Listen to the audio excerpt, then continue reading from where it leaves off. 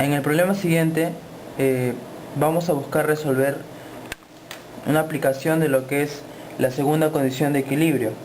Bueno, el problema plantea así, ¿no? Como ven en el enunciado, pero lo voy a repetir, dice lo siguiente: tengo una barra homogénea, es decir que la masa está distribuida uniformemente sobre ella, y me dice que esta barra está a punto de deslizar.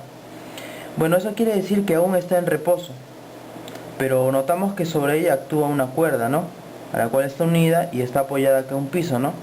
Si me dice que está a punto de deslizar, obviamente este piso no es liso, viene a ser rugoso, ¿no? Porque si está a punto de deslizar, debe estar actuando una fuerza de rozamiento, y como me enfatiza que está a punto de deslizar, esa fuerza de rozamiento no es cualquiera, sino es la mayor posible antes del movimiento, es decir, es la fuerza de rozamiento estático máximo. Entonces, la pregunta es la siguiente, ¿no? Me piden hallar el coeficiente de fricción estático o el coeficiente de rozamiento estático. Entonces me piden lo siguiente, diría aquí, ¿no? Voy a ponerlo acá, resaltar lo que me piden. Piden hallar mu sub s, o sea, el coeficiente de rozamiento estático. Pero este coeficiente de rozamiento, como me dicen de dato en el problema que esta barra está a punto de deslizar, quiere decir que está a punto de perder, ¿no?, la condición de estar en reposo. Entonces ese coeficiente de rozamiento no es cualquiera, sino es el máximo. ¿Por qué? Puesto que actúa la fuerza de rozamiento estático máximo. Eso habría que enfatizar. Entonces me piden esto. Bueno, entonces vamos a ver la manera de hallar el coeficiente de rozamiento estático máximo. Para hallar el coeficiente de rozamiento estático máximo habría que saber dónde está ubicado él, ¿no? Pero si recordamos la fórmula de la fuerza de rozamiento estático máximo, ahí está él, ¿no? La fuerza de rozamiento estático máximo se calcula como la fuerza normal por el coeficiente de rozamiento, ¿no? Esa es una forma de calcularlo, ¿no? También podríamos analizarlo de otra forma geométrica, ¿no? Y podría ser de esta forma, ¿no? El primer análisis que podemos hacer sobre la barra es hacer el diagrama de cuerpo libre, ¿no? Es hacer el DSL, ¿no? Entonces aquí hacemos lo siguiente, ¿no? Hacemos el diagrama de cuerpo libre de la barra. Recordar que esa barra es homogénea. Entonces, si la barra es homogénea, la masa está distribuida uniformemente. Por tener masa, entonces hay una interacción con la tierra, es decir, la tierra se manifiesta hacia la barra atrayéndola, ¿no? Y eso se manifiesta a través de una fuerza, ¿no?, que la podemos graficar, ¿no? Como me dice que la barra es homogénea, entonces el punto de aplicación de la fuerza de gravedad va a ser el punto medio de la barra, ¿no? Entonces aquí colocamos este símbolo, la igualdad de los segmentos, y simplemente graficamos aquí, vertical hacia abajo, la fuerza de gravedad. Esa sería la fuerza de gravedad, ¿no? Es decir, la medida de la interacción que sufre el cuerpo con la tierra, ¿no? Otra fuerza que vemos que está interactuando con la barra es la tensión, puesto que vemos una cuerda, ¿no? Entonces hacemos lo siguiente, ¿no? Un corte imaginario aquí a la cuerda, y sabemos que aparece, ¿no?, una tensión en esta parte, otra tensión aquí, que tienen mismo módulo y dirección opuesta. Pero como estamos haciendo el diagrama de cuerpo libre de esta barra, nos interesa la tensión que está vinculada en esta parte, ¿no? En pocas palabras es esta. Esta es la tensión, ¿no? De aquí a aquí. Esa debería ser la tensión. Y la vamos a denotar con la letra clásica, ¿no? Letra T, tensión T. Luego, ¿qué más? Vemos que nuestra barra está interactuando también con la superficie. En este caso una superficie rugosa. Entonces, esta superficie se va a manifestar con la barra ejerciéndole una reacción. Pero notamos también lo siguiente, ¿no? Entonces aquí va a haber una fuerza denominada reacción. Entonces sería una fuerza, dos fuerzas, tres fuerzas. Y como el cuerpo está en equilibrio, son tres fuerzas, entonces la fuerza resultante vendría a ser cero, ¿no? Puesto que está en reposo. Es decir, las tres fuerzas deben coincidir en un punto, ¿no? Deben ser concurrentes, ¿no? Eso lo podemos ver en la teoría, ¿no? ¿Eso por qué lo hago? Para más o menos saber la dirección en la cual va a aparecer dicha reacción.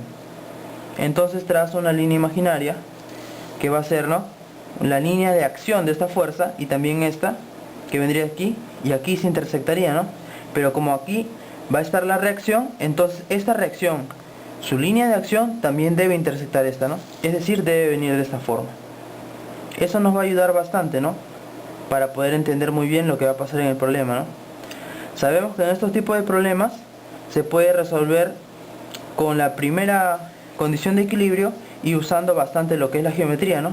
Pero este problema lo vamos a hacer de la manera un poco más sencilla usando la segunda condición de equilibrio, ¿no?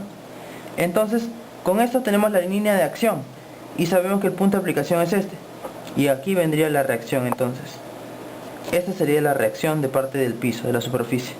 Reacción que la denotamos con R. Bueno, hasta aquí lo único que he hecho es graficar el diagrama de cuerpo libre sobre la barra, ¿no? Pero a nosotros nos piden esto, recordar, nos piden el coeficiente de rozamiento estático máximo. Eso entonces lo vamos a enfatizar en esta parte, ¿no? Aquí yo lo que he hecho es graficar solamente la porción en la cual se da la interacción de la tierra con la barra, ¿no? Entonces sabíamos que aquí estaba más o menos por aquí, estaría esa reacción, ¿sí? Estoy haciendo una observación nada más para que se den cuenta el objetivo de mi problema, o mejor dicho, cómo voy a abordar el problema. Recordar que la reacción se descompone, ¿no? Rectangularmente la puedo descomponer, ¿no? Puedo trazar así, líneas paralelas con los ejes y descomponerla rectangularmente. Sus dos componentes rectangulares, ¿no? Vendría a ser uno, de esta forma, perpendicular a la superficie. Esa componente que es perpendicular a la superficie nosotros la denominamos fuerza de reacción normal. Y otra que vendría aquí, ¿no? Y esta componente precisamente es la que está en contra de la tendencia de movimiento que presenta la barra. Entonces precisamente esta sería la fuerza de rozamiento estático, ¿no? FR, o si no a veces se pone F sub S. Es la fuerza de rozamiento estático, ¿no?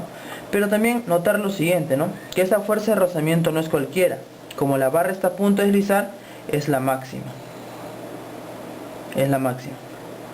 Pero lo que quiero enfatizar es lo siguiente, ¿no? ¿Cómo sale él? Recordar lo siguiente. Yo sé esta fórmula. Que la fuerza de rozamiento, aquí lo voy a poner. La fuerza de rozamiento, en este caso estático máximo, ¿sí? Lo voy a anotar de esta forma. Algunos lo ponen con S aquí, no hay problema, notación. Fuerza de rozamiento estático máximo se calcula como la fuerza normal por el coeficiente de rozamiento estático máximo. Bueno, eso quiere decir que él simplemente sería el cociente de la fuerza de rozamiento con la fuerza normal.